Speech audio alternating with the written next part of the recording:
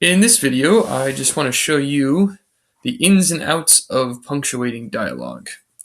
Since there's kind of a lot to punctuating dialogue, I've decided to split this into 3 parts, and this is part 1. Let's first define what dialogue is, just so we have some common vocabulary. Simply put, dialogue is when your characters speak in your story. And it's a really useful tool for authors because it can help you bring your story and your characters alive. So dialogue allows you to really get into the nuts and bolts of what's happening in your story, and also allows you to introduce some different voices into your story. So it's not just the narrator speaking. Unfortunately, punctuating dialogue is something that continually trips students up. So I want to give you some tricks and tools to help you correctly punctuate. First thing you need to know is that quotation marks go around what characters say. So in this example, let's do some grammar, Mr. McCormick exclaimed. It's going to be fun. What Mr. McCormick actually says is, let's do some grammar. It's going to be fun. And so that is where I'm going to put my quotation marks around. Oftentimes when looking at student work, I see things like this. Mr. McCormick said, let's do some grammar. When you're looking at this, I'm sure your eye will gravitate over here to the left-hand side where you're going to see some quotation marks outside of Mr. McCormick said. The reason that's incorrect is because Mr. McCormick wouldn't say Mr. McCormick said, right? He would just say, let's do some grammar. So you're not going to put quotation marks around Mr. McCormick said because no one's actually saying that. So we're going to get rid of that. Instead, the quotation marks should go right here before let's, because what's actually coming out of this character's mouth is let's do some grammar.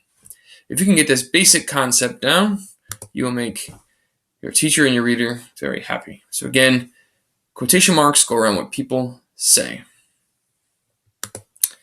Before we go any further, let me just give you one more piece of vocabulary. And that piece of vocabulary is called a tagline. And the tagline is where you give some attribution for your quote, for your dialogue. In let's do some grammar, Mr. McCormick exclaimed, it's going to be fun.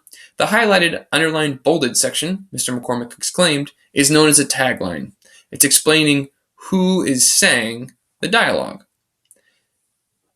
There are 3 places that you could put a tagline when you're doing dialogue. The first place is before the dialogue. Here's what that looks like.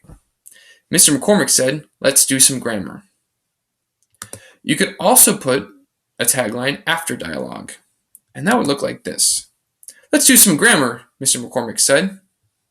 Finally, you can put a tagline in the middle of dialogue. Let's do some grammar, Mr. McCormick said. It will be fun. So those are 3 options you have for your tagline.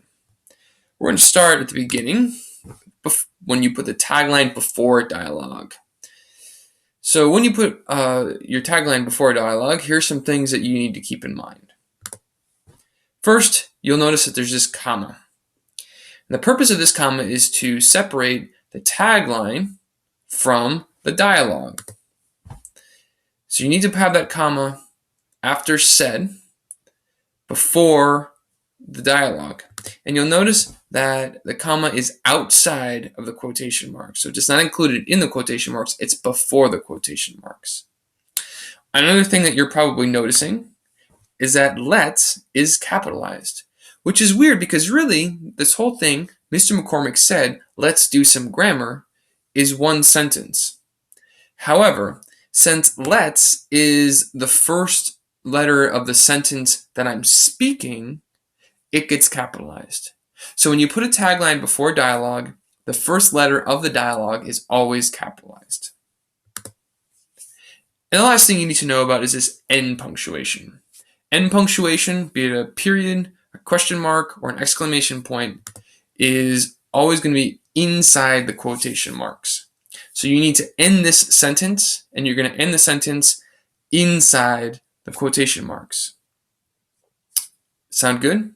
If I were you, I would be annotating that sentence I've given you on your note-taking guide, or in some way capturing these rules for how to punctuate dialogue when you have a tagline before what someone says. Let's take a moment and see if you can't choose a correctly punctuated dialogue. I think at this point you should stop the video, give this a shot, and then I'll go over the answers in a moment. Hopefully you've had some time to take a look at these 4 sentences and decided which one you think is correctly punctuated. Let's go through them one by one. In the first one, what I'm noticing is right there seems to be a gap.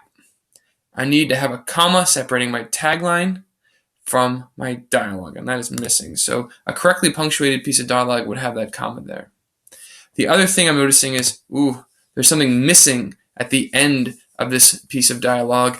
Since someone started speaking, let's do some grammar, I need to let people know that that speech is over, and so I need to close my quotation marks. Looking at B, I'm also noticing once again that comma is missing, so that is also incorrect. Looking at C, my eyes gravitate all the way to the right, and I'm noticing, that end punctuation is present, but it's not inside the quotation marks, which leaves us with D, which is our correctly punctuated dialogue. There's a comma separating the tagline from the dialogue. The comma is outside the quotation marks. The first letter of the dialogue begins with a complete sentence. And there's end punctuation that is included inside the quotation marks. And that is punctuating dialogue, part 1.